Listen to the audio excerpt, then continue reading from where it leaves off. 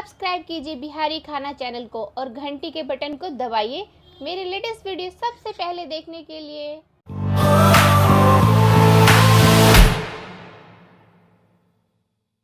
पालक साग है चाहे लौकी है अहाँके एकरा सजमैनो कहै छियै आ लौकियो कहै छियै। तो एकरा छील कऽ काटि कऽ एकरा कटबै आ ई पालक साग है तो एकरा अहाँके जेनाकि सुविधा अपना अनुकूल जेनाकि हम देखा देने रही अथी काल्हि खना जे कैंची से हम कटलहुँ हैं तो ई अहाँके एना कऽ कैंचियो से काटि सकै छियै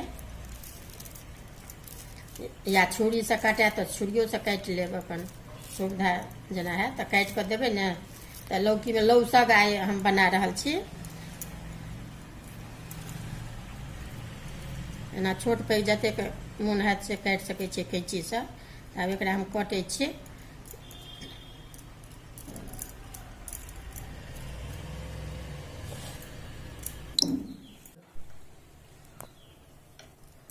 ई साग कहलहुँ हैं काटि लेलहुँ। आब ई सजमनि अहाँके जेनाकि छुरी से करब तो ये एना कऽ बीच में से फाँक लगा देबै एना कऽ आ अपन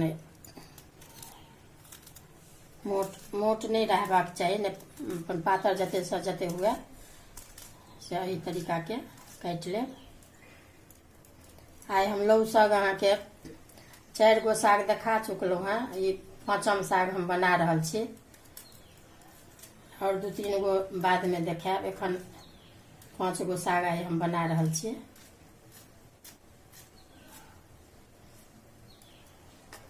ई अहाँके 1 किलो लौकी अछि आ साग अहाँके 1 मुट्ठी अछि। एहिमे 2 मुट्ठी दऽ सकै छियै। 1 किलो में आधा किलो तो हम 1 मुट्ठी दऽ रहल छियै। इमहर अहाँके ई लोहिया गरम होइ लए देलियै।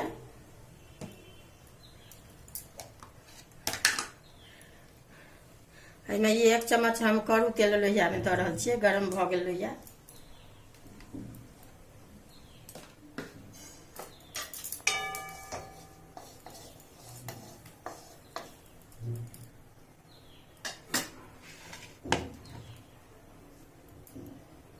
अभी सजमनि अहाँके दऽ रहल छियै।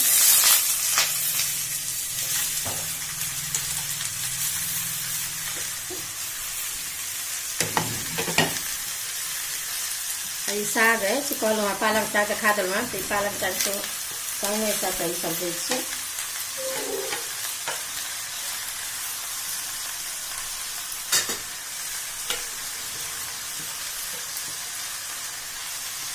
ई साग एहन लौ साग बनायब ने तो बच्चों सब पसंद से नीक मोन से खाय।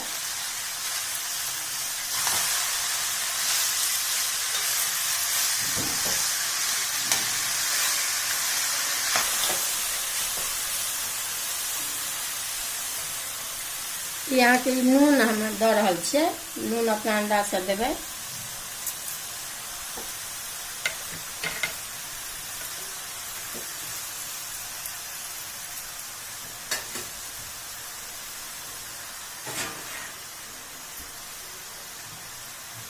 एखन हम झाँपै छियै कनि काल फेर 2 मिनट के बाद से उघारि कऽ लारि देबै। एहिमे देखियौ ई अहाँके 2 गो टमाटर से काटि कऽ देबै आ ई अहाँके कनिक लहसुन अहाँके लहसुन प्याज अपना मोन ऊपर अछि दऽ सकै छियै नहियो दऽ सकै छियै।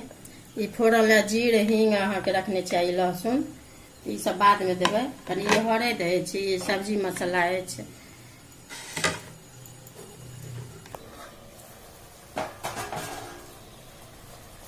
देखियो एही तरीका के ई भऽ गेल।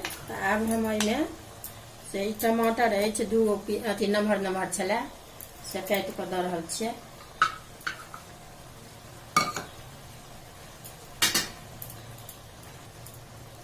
ई अहाँके हरैद अछि। हरैद आधा चम्मच से कमे अछि कनि।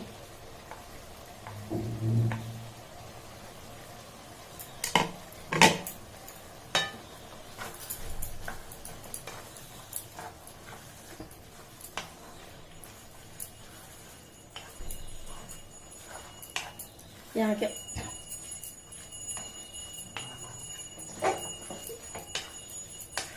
कनिका निकाल पर ने 2-3 मिनट पर कनिक लारैत रहबै उघारि उघारि कऽ आ झाँपि देबै।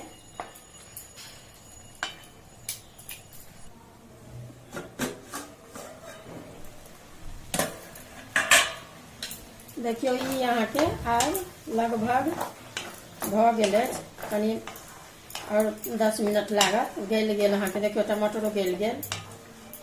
साग लौकी सेहो खिजा लौकी छलै तऽ खिजा रहत तऽ ज्यादे नीक रहत, सागो छलै छोटे छोटे तऽ पूरा गल गेलै। देखियौ आब एखन लागत 10 मिनट। ताबे इम्हर हम ने से फोरन पकबै छी। लोहिया गरम होइ लए देलियै। ई अहाँके हम एहिमे 2 चम्मच तेल दै छियै।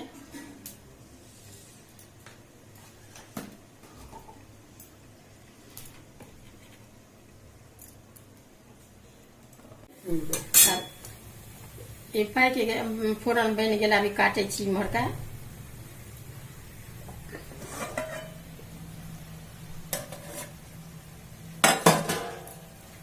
देखियौ इहो आब अहाँके से भऽ गेल, सब्जी बनि गेल। आब ई अहाँके ने कनि एहिमे सब्जी मसाला दऽ रहल छियै।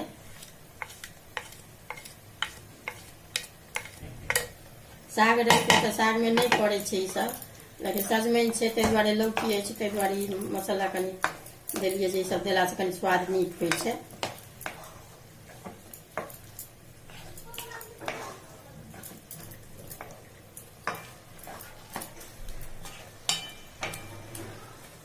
ई कनिके मीडियम आँच पर कऽ बनेबै ने तऽ सभटा गलि जायत धीरे धीरे।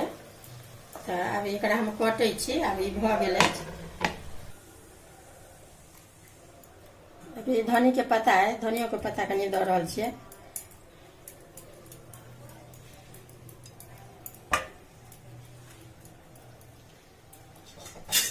ई फोरन देखियौ ई पाकि गेल सभटा, तऽ ई फोरन अहाँके सेहो दऽ रहल छियै। 5 रंगके साग बना कऽ तैयार भऽ गेल सभटा। देखबै अगर वीडियो नीक लागत तऽ लाइको करब, शेयर करब, सब्सक्राइब सेहो करब।